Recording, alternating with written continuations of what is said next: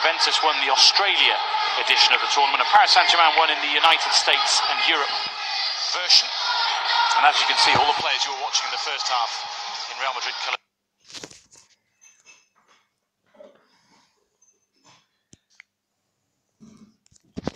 Two of the three regions, because of course the game in China between United and City was cancelled. Juventus won the Australia edition of the tournament, and Paris Saint-Germain won in the United States and Europe version. And as you can see, all the players you were watching in the first half in Real Madrid colours are now firmly on the bench. Second string, if you like. A lot of youngsters in this Real Madrid side. Paddy in front of me writing numbers down. And Bo, I know you're excited to see the likes of Kovacic and see what he can do, the Croatian, only 23 years of age. Well, he's like a light version of Luka Modric. They brought him in hoping for that cover, and he's a really good cover because his movement is good.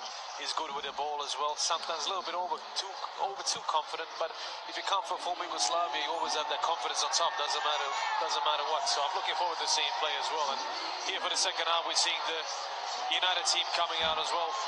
David Mkhitaryan and the Herrera, David De Gea, all coming on. And Paul Pogba and Romelu Lukaku are there as well. Indeed. The big names are out for this second half.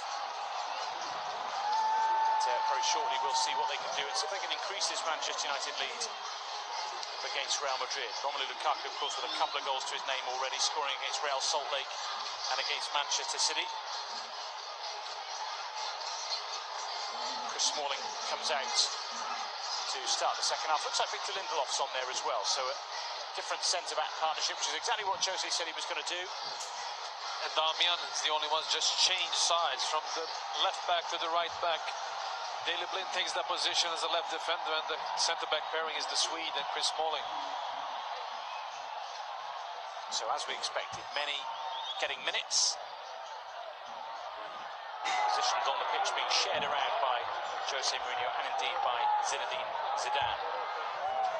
Same referee though as we saw in the first half, Kevin Stott. He's just about ready to get us underway for this second period. Real Madrid looking to bounce back. Off we go. Changes aplenty on both sides. United looking to try and keep the tempo up from the first half and indeed extend the lead. One of the many youngsters who've come on for Real Madrid, Achraf Hakimi, takes the throw. Kovacic will look to run the middle of the park. Battle with Fellaini and the recently arrived Paul Pogba, who's just come on at half-time as well. Here's Lukaku, straight into the action up against Manu. He only turned 19 a few days ago.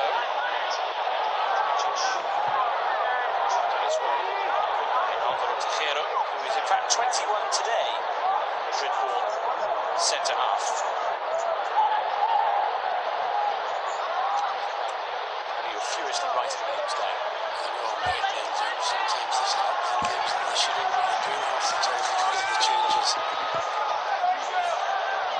But I would do as soon as we win the ball back, if Paul gets it, just put it behind Tejero and Manu. Test them, they're young, they're playing against Lukaku, and they'll be frightened of that size and the physical presence. Yes, Tejero 21 today, Manu is 19. Hakimi who's come on is just 18. So Madrid very much looking to the future with this second half team. Talk about Kovacic, he's only 23. But at the same time, Zinedine Zidane knows what he's doing. He was the coach of the Real Madrid Castilla before he got his job, so he has his eyes on the youth. He's not afraid giving the youth a chance as well, and I think he's the only man in the world, maybe except Sir Alex Ferguson, Cristiano Ronaldo will listen to when it comes to playing games and being rested. I think being a great player that he was helps as well. He does, of course, is that respect, but when a great player like Cristiano Ronaldo sees that Zinedine Zidane actually knows what he's doing, because it's not per automatic that a great player becomes a great manager either. Here come United. Mkhitaryan has already had a real impact on this tour in terms of goals against Real Salt Lake and against the Galaxy. Some really quick, pacey runs from the middle of the park. There's Herrera taking charge. This is Pogba, who certainly did that against Manchester City a few days ago. goalkeeper in goal as well, the 30-year-old Kiko Casilla. And also the third goalkeeper, Luca Zidane. Indeed. Yeah, he's on the bench today, son of the manager. He's another at just 19. Three of his brothers also play for Real Madrid. Enzo, Theo, Elias.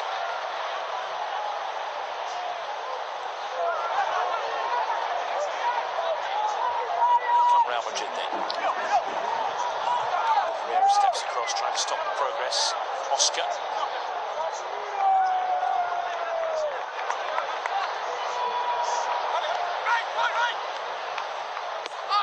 Kimi. To Tejero.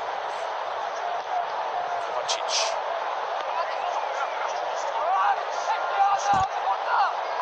As you say, he's just the one who steps into Modric's boots and then tried to take David De Gea by surprise there.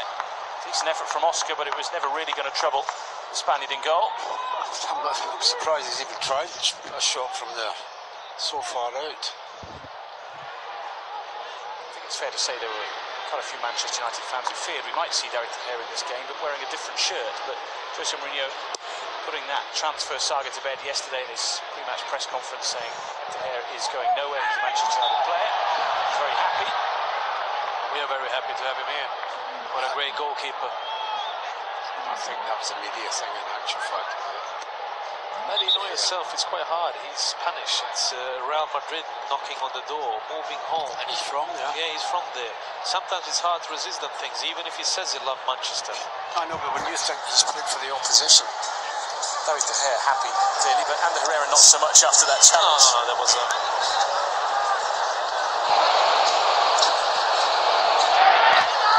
It's Fellaini. This Manchester United side sort of beds in on this pitch in the early moments of the second half, likewise for Real Madrid.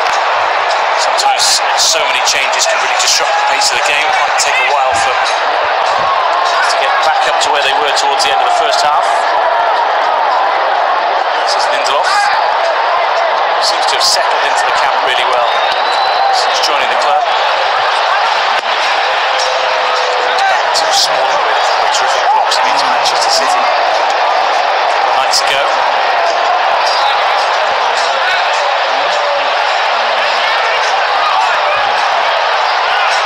Lindelof, closed down by Dani Gomez.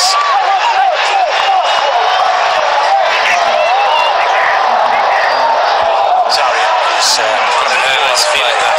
Yeah, Herrera is struggling here. It's a real shame. He's literally been on the pitch for 5 minutes. It's very similar to the kind of problem Mata had against Real Salt Lake when he was on for around about 10 minutes and then had to go off.